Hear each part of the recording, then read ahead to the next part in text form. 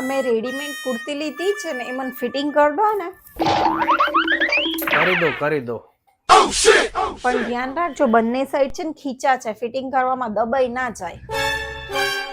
એવું છે, લાવો જોઈ લઈ.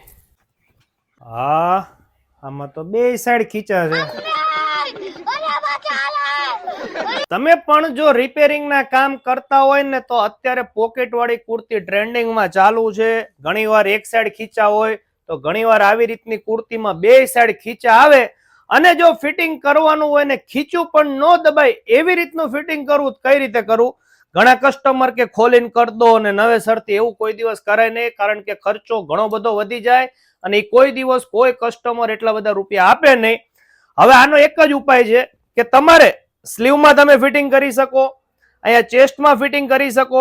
તમારે શું છે, અહીંયા સુધી તમારે ફિટિંગ કરી નાખવાનું, આ ચેસ્ટના પાર્ટ સુધી. પછી શું કરવાનું, પાછળના પાર્ટમાં ટક્સ લઈ લેવાના.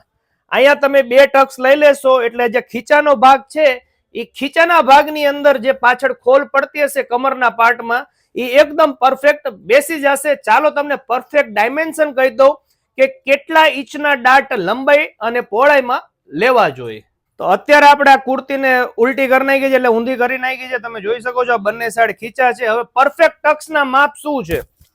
જો રેગ્યુલર કોઈ લેડીઝ નું માપ હોય કે ભાઈ 32-34 એટલે કે SML સુધીની સાઈઝ હોય ને તો એ રેગ્યુલર માપ કહેવાય.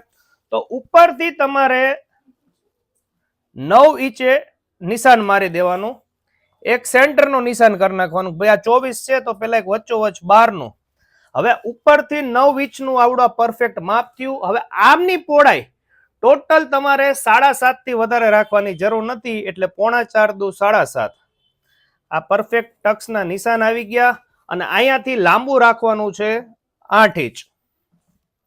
આ 8 ઇંચના નિશાન આવી રીતે કરીને તમારે આ ટક્સ રહ્યા એ આવી રીતે જેટલા ઇંચ દબાવવાનું હોય એનો ચોથો ભાગ કરી નાખવાનો. દાખલા તરીકે 4 ઇંચ કમરમાં ફિટિંગ કરવું હોય તો 1 ઇંચનો ડાટ મારશો એટલે 1 ઇંચ ને 1 ઇંચ, 2 ઇંચ આ બાજુ અને 2 ઇંચ ઓલી બાજુ, ટોટલ 4 ઇંચ કમર ફિટિંગ થઈ જશે.